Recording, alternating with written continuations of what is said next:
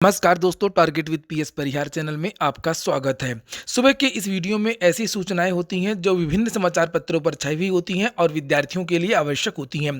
तो आइए शुरू करते हैं और देख लेते हैं कि आज के समाचार पत्रों में ऐसी कौन-कौन सी सूचनाएं हैं। तो वीडियो जल्दी से लाइक कर दें, शेयर कर दें। जिन्होंने चैनल को अभी भी सब्सक्राइब ना किया हो तो सब्सक्राइब कर लें। आगे बढ़ने से पहले एक और सूचना कि जिन भी विद्यार्थियों ने अभी तक पीएस परिहार ऑनलाइन क्लासेस वाला जो ऐप है उसको डाउनलोड ना किया हो तो उस ऐप को ज़रूर डाउनलोड कर लें और टेस्ट सीरीज इत्यादि में भाग लें। उसमें डेली करंट अफेयर्स भी अपडेट किए जाते हैं और जो बहुत सारे जो कोर्स हैं वो भी उसमें उपलब्ध करा दिए गए हैं। उसकी जो लिंक है मैं डिस्क्रिप्शन बॉक्स में भी दे दूंगा, उसकी लिंक जो है मैं कमेंट बॉक्स में भी दे दूंगा।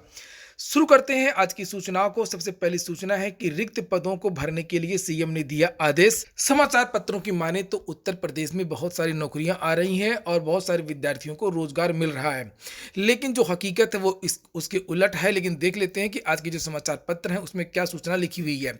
लिखा है कि मुख्यमंत्री योगी आदित्यनाथ द्वारा शुरू कराए गए मिशन रोजगार अभियान के तहत अब तक 5 लाख लोगों को नौकरी व स्वरोजगार से जोड़ा जा चुका है। 5 दिसंबर से 7 दिसंबर तक 24 लाख श्रमिकों व बेरोजगार अभ्यर्थियों को रोजगार और स्वरोजगार मुहैया कराया गया है। यह पहला मौका है जब राज्य में एक अभियान के तहत इतनी बड़ी संख्या में श्रमिकों तथा युवा बेरोजगार अभ्यर्थियों को रोजगार तथा स्वरोजगार मिला है। यही नहीं, मिशन रोजगार के अभियान के तहत 35 करोड़ मानव दिवस सृजित किए गए हैं। तो कुल मिलाकर के टोटल फर्जी बातें लिखी हुई हैं समाचार पत्रों में। और ये आप लोग जानते हैं कि उत्तर प्रदेश में भर्तियों का क्या हाल है। सरकारी क्षेत्र में एक भी भर्ती के विज्ञापन पिछले 1 साल से नहीं आया। माध्यमिक में 4 साल से कोई विज्ञापन नहीं आया। दरोगा भर्ती का 4 साल से विज्ञापन नहीं आया। उच्चतर शिक्षा सेवा आयोग का 4 साल से कोई विज्ञापन नहीं आया। तो कोई भी भर्ती नहीं हुई है। और ये सब जो बातें हैं पूरी तरीके से मनगढ़ंत बातें यहाँ पर लिखी हुई है, कागजी आंकड़ों वाली बातें यहाँ पर लिखी हुई हैं। आगे यहाँ पर लिखा है कि सरकारी विभागों में रिक्त पदों पर भी मुख्यमंत्री ने भर्ती प्रक्रिया शुरू करने के निर्देश दिए हैं।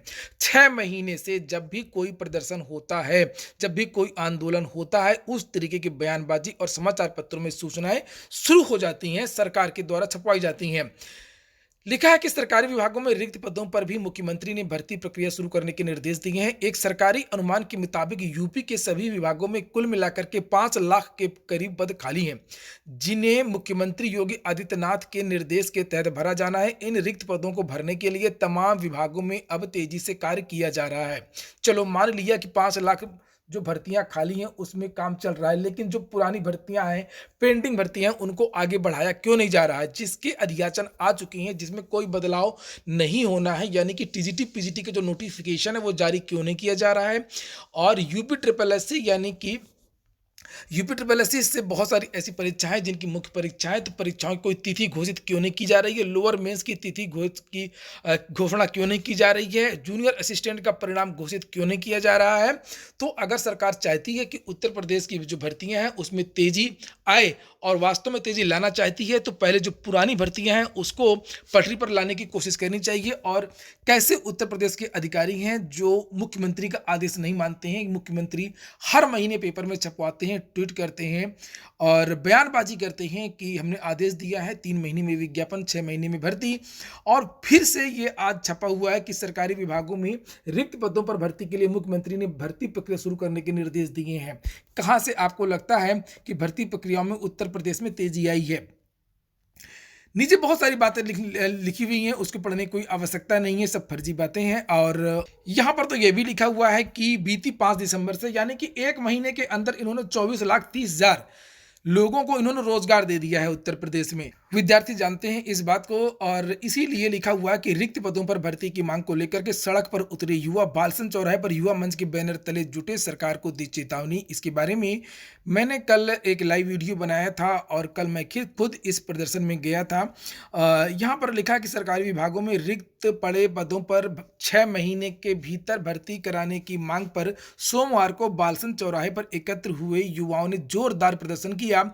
युवा मंच के बैनर तले एकत्र हुए युवाओं ने कहा कि अगर सरकार उनकी मांग पूरी नहीं करती है तो आंदोलन को और तेज कर दिया जाएगा, जिसकी पूरी जिम्मेदारी प्रदेश सरकार की होगी। युवाओं ने इस संबंध में सीएम के नाम का सीएम के नाम का ज्ञापन भी एसडीएम सदर को दिया। बालसन चौराहे पर प्रदर्शन कर रहे युवाओं ने सभी रिक्त पदों पर भर्ती की। मुख्यमंत्री की घोषणा पर अमल करो, रोजगार को मौलिक अधिकारों में शामिल करो, देश भर में रिक्त 24 लाख को तत्काल भरो, शांतिपूर्ण आंदोलनों पर दमन चक्र बंद करो जैसे नारे लगाए। साथ ही तीनों नए कृषि कानूनों को रद्द करने की मांग पर प्रदर्शनकारी किसानों का समर्थन भी किया। प्रदर्शन का नेतृत्व युवा मंच के संयोजक राजेश सचान, अध्यक्ष अनिल सिंह, महासचिव अमरेंद्र सिंह, कार्यकारिणी सदस्य, बहुत सारे लोगों के यहाँ पर नाम भी लिखे हुए हैं। इसके बारे में आज के लगभग सभी समाचार पत्रों में सूचना छपी हुई है। ये एक दूसरा समाचार पत्र है, उस समाचार पत्र में भी यही बात छपी हुई है कि विद्यार्थियों ने कल जोरदार प्रदर्शन किया था प्रयागराज में। 6 महीने में सभी विभागों के रिक्त पद भरने की मांग।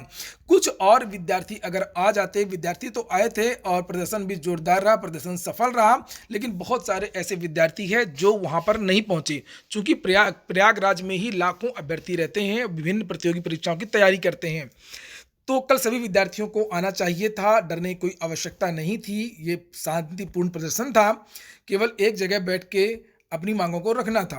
यहाँ पर जो मुख्य मांगे थी युवा मंच की, यहाँ पर लिखा हुआ है कि टीजीटी पीजीटी के पदों को तत्काल संशोधित विज्ञापन और पूरी भर्ती का कैलेंडर जारी किया जाए। सामाजिक विज्ञान का इंटरव्यू शुरू किया जाए। जीव विज्ञान की परीक्षा तत्काल घोषित की जाए। 25% प्रतीक्षा सूची यानी कि वेटिंग लिस्ट जारी की जाए। तदर्थ शिक्षक पदों की संख्या को टीजीटी पीजीटी विज्ञापन में जोड़ा जाए। प्राथमिक विद्यालयों में रिक्त सभी पदों पर तत्काल विज्ञापन जारी हो। प्राथमिक विद्यालयों में प्रधानाचार्य के खत्म किए गए पदों को बहाल किया जाए और उच्चतर शिक्षा सेवा चयन आयोग असिस्टेंट प्रोफेसर के रिक्त पदों पर 6 माह में भर्ती की जाए। इन बहुत सारी मांगों को लेकर के विद्यार्थियों ने कल जोरदार प्रदर्शन किया था। इसी तरीके से विद्यार्थियों ने कल एक ट्विटर अभियान भी किया था, योगी जी नई शिक्षक भर्ती 2, और लगभग 70,000-75,000 विद्यार्थियों ने कल ट्वीट किए थे। फिर से अगली सूचना है कि सरकारी विभागों में 40,000 पदों पर होगी भर्ती। ये भर्ती होगी संविदा के तहत और ज़्यादा खुश होने की आवश्यकता नहीं है। लिखा हुआ है कि सरकारी नौकरी के लिए बेरोजगारों का नाम भेजने वाला विभाग अब निजी कंपनियों में भी नौकरी दिलाने का काम करेगा। इस वर्ष प्रदेश में 572 रोजगार मेले लगाने के साथ ही इस महीने के अंत तक सरकारी विभागों में 40,000 रिक्त पद हैं। 40,000 रिक्त पद।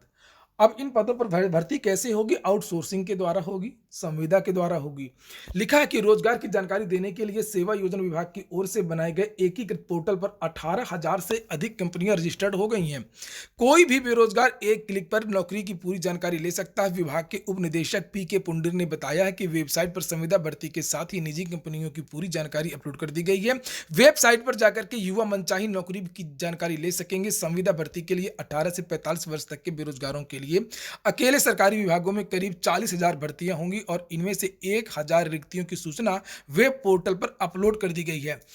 तो अब यह है कि जो सेवा योजना विभाग होता है, उस विभाग के द्वारा जो संविदा की भर्तियां होती थी वो भर्तियां जो है होंगी और उसमें लगभग 40,000 पद रिक्त हैं।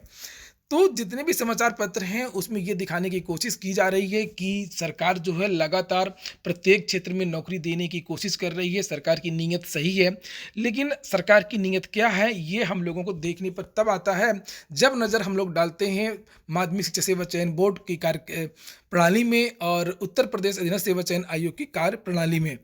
तो फिर से याद दिला दूं कि जिन्होंने अभी भी वीडियो को लाइक ना किया हो तो लाइक अवश्य कर दें, और आप लोग अगर वीडियो को शेयर कर सकते हो फेसबुक में, व्हाट्सएप पे, तो शेयर भी कर दिया करें। अगली सूचना है शिक्षक भर्ती की। लिखा 36,590 अभ्यर्थियों को विद्यालय आवंटन का इंतजार। जो दोबारा काउंसलिंग हुई थी, बाद में शेष अभ्यर्थियों की उन विद्यार्थियों को नियुक्ति पत्र तो मिल गया है और उनको बीएससी ऑफिस से जोड़ भी दिया गया, लेकिन अभी उनको विद्यालय नहीं मिला है। और जानकारी यहाँ पर यह मिली है कि इनको जो विद्यालय है वो जनवरी के अंत तक सभी शिक्षकों को विद्यालय आवंटन कर दिया जाएगा। अंतर जनपदीय तबादलों के कारण विद्यालय आवंटन में देरी हो रही है। अगली सूचना है डीएलएड की कापियों में हेराफेरी की शिकायत की हो रही है जांच। डीएलएड की जो परीक्षा होती है उसमें जम करके भ्रष्टाचार होता है, ऐसा विद्यार्थियों का आरोप है। हमेशा से होता रहा है, बहुत सारे विद्यार्थी फेल हो जाते हैं, फिर वो बैक पेपर होता है, फिर उसमें पैसे दिए जाते हैं, ये सेंटर से नकल होती है। यहाँ पर लिखा है कि प्रदेश में डीएलएड की परीक्षा के बाद अब उसकी उत्तर पुस्तिकाओं के मूल्यांकन में भी गड़बड़ी के आरोप लगे हैं। आरोप लगने के बाद में प्रदेश के सचिव परीक्षा नियामक प्राधिकारी अनिल भूषण चतुर्वेदी ने शिकायत करने वाले जिलों की डीएलएड की कॉपी मंगवा कर दोबारा मूल्यांकन करवा रहे हैं। मूल्यांकन में गड़बड़ी सामने आने पर संबंधित डाइट प्रचार के खिलाफ कार्रवाई के लिए शासन से संस्तुति की जाएगी। अगली सूचना है हरियाणा की। लिखा है अब नौकरियों के लिए वन टाइम रजिस्ट्रेशन। बहुत बड़ा बदलाव हो गया है हरियाणा की सरकारी भर्तियों में। जिस तरीके से उत्तर प्रदेश में पीईटी की केवल घोषणा हो रही है, उसी तरीके से हरियाणा सरकार ने सीईटी लागू कर दिया है और जो दूसरे राज्यों के विद्यार्थी हैं, उनको तो वहाँ पर रोक ही दिया गया था और थोड़ा-सा उनको रियायत दी गई है, लेकिन अदर स्टेट के जो विद्यार्थी हैं, वो वहाँ पर तुरंत नौकरी नहीं पा सकेंगे। अब उनको 5 साल का जो निवास प्रमाण पत्र है, वो बनवाना पड़ेगा। ये देना पड़ेगा कि वो कम से कम हरियाणा में 5 साल से रह रहे हैं, वही विद्यार्थी वहाँ पर आवेदन कर सकते हैं। लिखा है कि राष्ट्रीय युवा दिवस पर बेरोजगार युवाओं को हरियाणा सरकार ने तोहफा दे दिया है। सीएम मनोहर लाल ने मंगलवार को नौकरियों के लिए one time registration portal launch कर दिया है। 10वीं और 12वीं में पढ़ रहे छात्र छात्राओं सहित सभी युवा 31 मार्च तक इस पोर्टल पर सरकारी नौकरियों के लिए रजिस्ट्रेशन करा सकते हैं। जिस तरीके से उत्तर प्रदेश में घोषणा हो रही है पीईटी की। नीचे लिखा है कि जून में कॉमन एलिजिबिलिटी टेस्ट यानी कि सीईटी, जिसमें मेरिट के आधार पर युवाओं को ग्रुप डी की नौकरी अपने आप मिलती रहेगी, जिसकी जिस तरीके से नंबर होंगे उस तरीके से बुला लिया जाएगा। लिखा है कि जबकि ग्रुप सी में मेरिट के छात्रों को महकमों की जरूरत के अनुसार एक और परीक्षा से गुजरना होगा, मेंस होगा। वन टाइम रजिस्ट्रेशन प्रक्रिया का बड़ा फायदा होगा कि यह भर्ती प्रक्रिया में तेजी आएगी और विभिन्न पदों के लिए लाखों लोगों को एक साथ चयन प्रक्रिया में शामिल नहीं होना होगा। यहाँ पर लिखा डोमिसाइल के लिए कि सीएम ने भर्तियों में दूसरे राज्यों के युवाओं को राहत देते हुए घोषणा की है कि पहले जहां 15 साल से रह रहे लोगों को रिहायश प्रमाण पत्र जारी किए जाते थे, वहीं अब 5 साल रह चुके लोगों को भी यह सुविधा दी जाएगी। अगली सूचना है रेलवे भर्ती की। रेलवे में जल्दी ही भरी जाएंगी सभी रिक्तियां। रेलवे बोर्ड के नवनियुक्त चेयरमैन सीईओ सुनीत शर्मा ने कहा कि रेलवे में भर्ती की प्रक्रिया शुरू हो चुकी है, जल्द ही सभी रिक्तियों को भर दिया जाएगा। उन्होंने एक साक्षात्कार में कहा कि हमने रेलवे भर्ती बोर्डों के जरिए परीक्षाएं शुरू की हैं, दिसंबर में भी परीक्षाएं हुई हैं और यह एक सतत प्रक्रिया है तथा बड़ी संख्या में भर्तियां की जाएंगी। हम अभ्यर्थियों की सुविधाओं का ख्याल रखेंगे। तो उन्होंने कहा कि चिंता करने की कोई बात नहीं है, जो भी भर्तियां हैं, चाहे ग्रुप डी की हों चाहे वो एनटीपीसी की हों, सभी भर्तियां समय के अंदर पूरी कर ली जाएंगी। आज एक और बात करेंगे कृषि कानून की। कृषि कानून के बारे में सूचना है कि कृषि कानून के अमल पर रोक, सुप्रीम कोर्ट ने बनाई 4 सदस्यीय समिति, 2 महीने में रिपोर्ट। सुप्रीम कोर्ट ने कल रोक लगा दी है कृषि कानून की और जब तक रिपोर्ट नहीं आ जाती है तब तक पुराना जो कानून है, जो अभी तक चलता आ रहा है, वही कानून लागू रहेगा। और रोक लगाने के साथ में ही सुप्रीम कोर्ट ने एक कमेटी बना दी है 4 सदस्यों की, जिन्हें आप लोग देख सकते हैं। समिति में 2 किसान नेता हैं और 2 विशेषज्ञ हैं। इनसे किसान वार्ता करेंगे और इस समस्या का हल निकालेंगे, लेकिन किसानों ने मना कर दिया है इन विशेषज्ञों से बात करने के लिए। और अब देखते हैं कि आगे क्या होता है। यहाँ पर लिखा है कि सुप्रीम कोर्ट ने अहम फैसले में तीनों कृषि कानूनों के अमल पर अंतिम रोक लगा दी है। कोर्ट ने मंगलवार को दिल्ली की सीमाओं पर डटे किसानों और केंद्र सरकार के बीच गतिरोध हल करने के लिए 4 सदस्यीय समिति बनाई है। समिति 2 महीने में अपनी रिपोर्ट कोर्ट को सौंपेगी, जिसकी पहली बैठक 10 दिन के अंदर दिल्ली में होगी। कोरोना के कारण परिस्थिति स्कूलों के छात्रों को बिना परीक्षा पास करने की तैयारी हो रही है। इलाहाबाद विश्वविद्यालय में बैक पेपर की सभी जो परीक्षाएं वो स्थगित कर दी गई हैं कोविड के कारण। और लिखा कि इलाहाबाद विश्वविद्यालय की 21 जनवरी से प्रस्तावित स्नातक की बैक पेपर परीक्षाएं कोविड के मद्देनजर स्थगित कर दी गई हैं। वहीं सेमेस्टर परीक्षाओं को टाले जाने पर बुधवार को निर्णय लिया जा सकता है, चूंकि बहुत सारे ऐसे विद्यार्थी हैं जो कोरोना संक्रमित मिले हैं एएनजा एफसीआई बिल्डिंग में। वहीं नीचे एक और सूचना है कि सभी विषयों के साथ होगी हिंदी की शोध प्रवेश परीक्षा। आज जारी हो जाएंगे प्रवेश पत्र। शिक्षा शास्त्र के चयनितों को कॉलेज हुआ आवंटित। अशासकीय सहायता प्राप्त डिग्री कॉलेज के लिए शिक्षा शास्त्र विषय में असिस्टेंट प्रोफेसर पद के अभ्यर्थियों की काउंसलिंग पूरी हो गई है और ये जो छात्र हैं, इन छात्रों को कॉलेज भी आवंटित कर दिया गया है। लिखा शिक्षक भर्ती में त्रुटिपूर्ण आवेदन के 1300 मामले पहुंचे शासन। परिषदीय प्राथमिक विद्यालयों में 69,000 सहायक अध्यापकों की भर्ती में आवेदन पत्र, शैक्षिक दस्तावेज तथा जाति व निवास प्रमाण पत्र में मानवीय त्रुटि के लगभग 1300 मामले शासन को प्राप्त हुए हैं। इनमें से लगभग 700 प्रकरण आवेदन पत्र में शैक्षिक अर्हता में प्राप्त वास्तविक अंक से अधिक या कम अंक के हैं। इन मामलों के परीक्षण के लिए शासन स्तर पर समिति गठित की गई है। समिति इन मामलों पर विचार कर रही है। तो बहुत सारे ऐसे अभ्यर्थी हैं जिनको बाहर कर दिया गया था और अब इन पर विचार हो रहा है। बहुत जल्द तीसरी काउंसलिंग होगी, उनमें इन अभ्यर्थियों को मौका दिया जाएगा। इन अभ्यर्थियों को पहले भी मौका दिया जा सकता है। अंतिम सूचना है कि दिल्ली समेत 13 शहरों में पहुंची वैक्सीन की पहली खेप और 16 जनवरी से पूरे भारत में जो कोरोना का टीका है वो शुरू हो जाएगा। अभी कुछ राज्यों में ये दवा गई है, उसके बाद में अन्य राज्यों में भी, अन्य जिलों में भी ये जो इसका टीका है वो पहुंच जाएगा। ये हो गया आज का वीडियो अगर आपको अच्छा लगा हो तो लाइक अवश्य कर दें। जिन मित्रों ने चैनल को अभी भी सब्सक्राइब ना किया हो तो सब्सक्राइब कर लें। और अगर आपने अभी भी पीएस परिहार ऑनलाइन क्लासेस ऐप को डाउनलोड ना किया हो तो उस ऐप को ज़रूर डाउनलोड कर लें और अपनी पढ़ाई पूरी करें। पूरा वीडियो सुनने के लिए बहुत बहुत धन्यवाद।